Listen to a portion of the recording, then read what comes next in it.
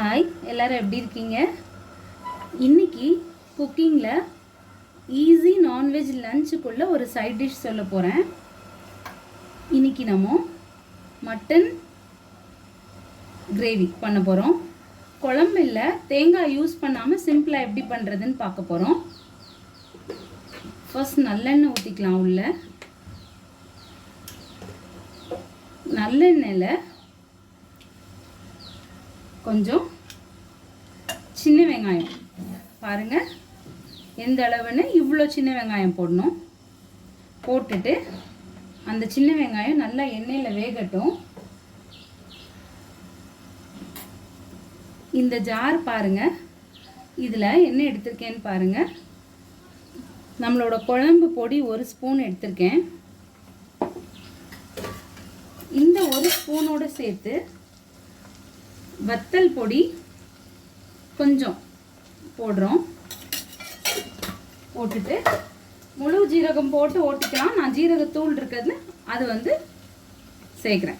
ஆக்சுவலாக எண்ணெயில் போடுவோம். இந்த மாதிரி எல்லா மசாலாவும் சேர்த்து பிளெண்ட் பண்ணிட்டு போடுறதுக்காக இவ்வளோ ஜீரகத்தூள் பாருங்கள். வத்தல் பொடியும் சில்லி பவுடரும் ஜீரகத்தூள் மட்டும். இதை மொத்தமாக கலக்கிறதுக்காக நான் குட்டி ஜாரில் சும்மா போட்ட போகிறேன். அது வரைக்கும் இந்த வெங்காயம் கோல்டன் கலர் ஆகட்டும்.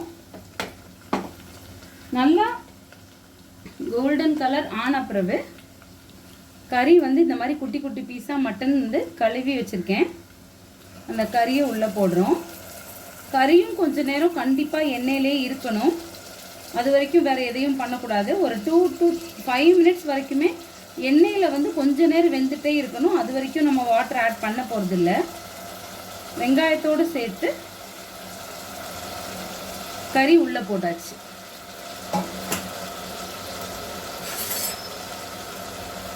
இந்த கறியும் வெங்காயமும் நல்லெண்ணெயும் நல்லா கலந்து கொஞ்ச நேரம் அப்படியே வெந்துட்டே இருக்கட்டும்.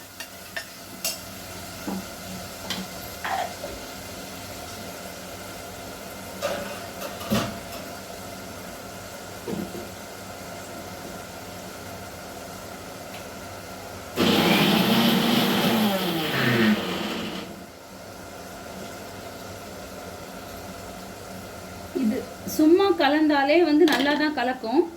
எதுக்காக நான் ஜாரில் இதை போட்டேன் அப்படின்னா, இன்னும் நல்லா டோட்டலாக மர்ஜ் ஆனால் கறியில் ஃப்ளேவரும் கலரும் நல்லாயிருக்கும். அதுக்காக சரியா.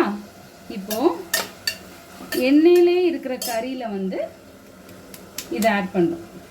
இது 1/4 கிலோ மட்டன். 1/4 கிலோ மட்டனுக்கு இந்த அளவுக்கு மசாலா. தனியாக உள்ள மட்டன் மசாலாஸ் இந்த மாதிரி எதுவுமே ஆட் பண்ண தேவையில்லை. அந்த குழம்பு பொடியில் ஏற்கனவே ஜீரகம், வத்தல், மிளகு எல்லாம் இருக்கும். இருந்தாலும் தனி வத்தல் பொடியும் நம்ம இந்த மட்டனுக்கு கிரேவிக்கு நல்லா இருக்குங்கிறதுக்காக ஜீரகம் இன்னும் கொஞ்சம் ஆட் பண்ணுறோம். பாருங்கள், இந்த மாதிரி தான் இருக்கும். இதே இது ஒவ்வொருத்தவங்க என்ன பண்ணுவாங்க அப்படின்னா, வத்தலை அப்படியே கிள்ளி உள்ளே போட்டு முழு ஜீரகமும் உள்ளே போட்டு இது வைப்பாங்க. அதுவும் கொஞ்சம் காரமே இல்லாமல் சிம்பிளாக பிளெயினாக இருக்கும். சரியா. இது ரொம்ப simple, easy cooking, 2 minutes cooking. இதில் புதுசாக வேறு எதுவுமே நம்ம சேர்க்கவே போகிறதே இல்லை.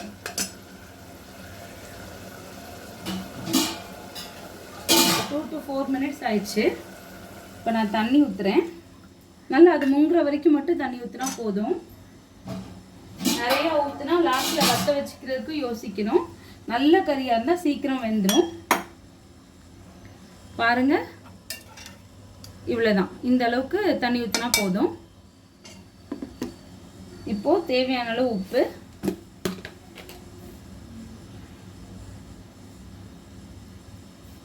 போதும். இவ்வளோ உப்பு போதும். மஞ்சள் தூள் கொஞ்சம் போட்டுக்கோங்க. நான்வெஜ்ஜில் எப்பயும் மஞ்சள் போட்டோம்னா நமக்கு இன்னும் சேஃபு சாப்பிட்றதுக்கு. அது ஃப்ளெஷ்ஷுங்கிறதுனால சொல்கிறேன்.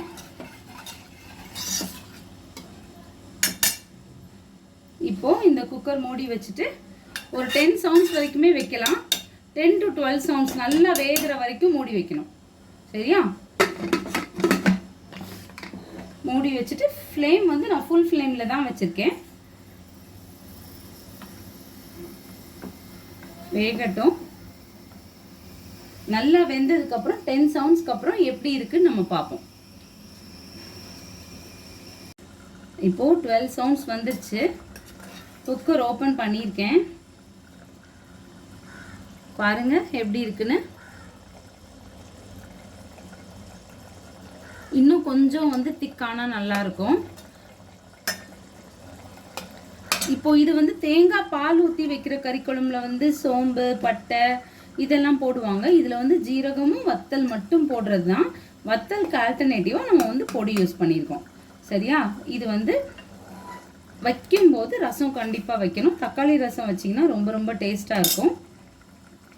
இதையே வந்து இன்னும் மொத்தமாக நல்லா திக்காக வந்து வத்த வச்சுட்டா வந்து வறுவல் மாதிரி ஆயிடும். மட்டன் சுக்கா சொல்லுவோம்ல, அது பண்ணுற ப்ராசஸ் வந்து இந்த மாதிரி தான் நாங்கள் பண்ணுவோம்.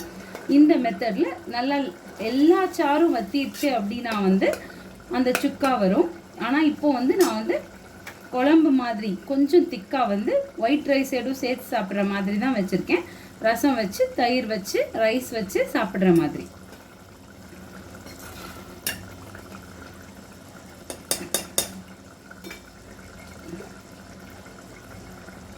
கன்சிஸ்டன்சி பாருங்கள், பபிள்ஸ் வருதா?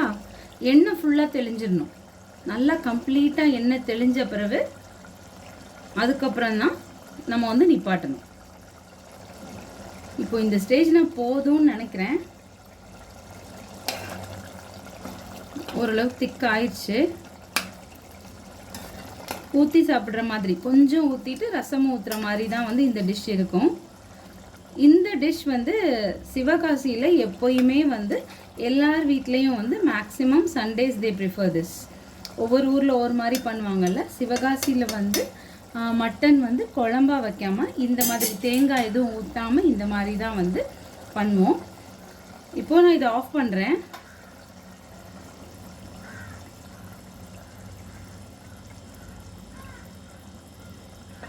கொஞ்சம் கொஞ்சமாக வந்து அந்த பபிள்ஸ்லாம் வந்து ஸ்டாப் ஆகி இன்னும் நல்லா ஃபாஸ்ட்டாக எண்ணெய் தெளிஞ்சிடும். உடனே சர்வ் பண்ணக்கூடாது.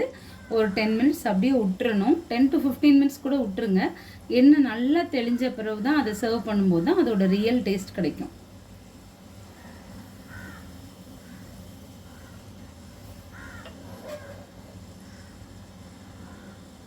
ட்ரை பண்ணி பாருங்கள், ரொம்ப ஈஸி. இதே இது வந்து நீங்கள் வந்து பிளெயின் சாஃப்ட் கோதுமை சப்பாத்திக்கோ இல்லை மைதா மாவு சப்பாத்திக்கு கூட பண்ணலாம். பூரிக்கு வந்து அந்தளவுக்கு மேட்ச் ஆகுமான்னு தெரியல. பட் சப்பாத்திக்கு வந்து இது ரொம்ப நல்லாயிருக்கும். பட் தயிர் வெங்காயம் வந்து நீங்கள் சைட் டிஷ்ஷாக வைக்கணும். தயிர் வெங்காயம் வச்சு இந்த டிஷ் வச்சு சப்பாத்தி வந்து எய்தர் இன் மைதா கூட பண்ணலாம், இல்லாட்டி கோதுமையில் பண்ணிங்கன்னா ரொம்ப ரொம்ப நல்லாயிருக்கும். ட்ரை பண்ணுங்கள். It is going to be a very easy dish. இதுக்கு சின்ன வெங்காயமும் ஜீரகமும் வத்தலும் எண்ணெயும் தவிர மட்டனோட எதுவுமே நம்ம சேர்க்கல. ரொம்ப ரொம்ப ஈஸி அண்ட் சிம்பிள். ட்ரை பண்ணிவிட்டு எப்படி இருந்துச்சுன்னு சொல்லுங்கள். தேங்க்யூ.